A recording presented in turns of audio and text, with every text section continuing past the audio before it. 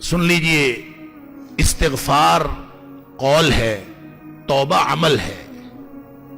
इस्तिगफार जुबान से कहना है अल्लाह मुझे माफ कर दे, और तौबा अमली तौर पर वापस आना है, अल्लाह की मर्जी के मुताबिक अल्लाह और उसके रसूल सल्लल्लाहु अलैहि वसल्लम की इताअत में वापस आने का नाम तौबा है।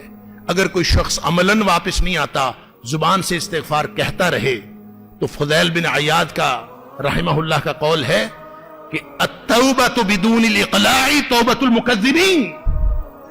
जो गुनाह छोड़े बगैर इस्तिगफार करता रहता है और तौबा तौबा करता रहता है, ये तो झूठों की तौबा है।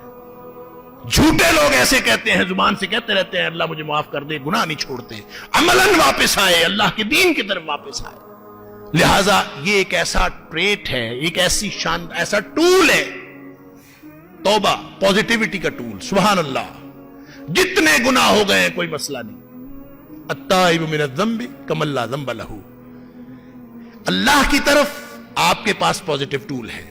मुआशरती तौर पर आप सबका एक दूसरे के पास एक टूल है। क्या? किसी ने गुनाह किया है, आप उसको माफ कर। वल याफू वल फलयस्फहू।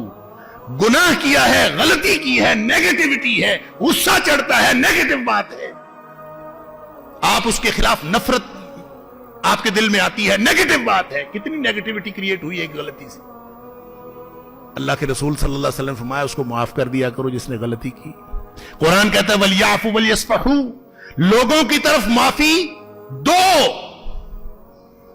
कुरान कहता है अला तुहिब्बूना अन यग़फ़िरल्लाहु लकुम, तुम्हें यह पसंद नहीं है कि अल्लाह तुम्हारी सारी नेगेटिविटी, सारे तुम्हारे गुनाह, तुम्हारी सारी गलतियां अल्लाह माफ कर दे।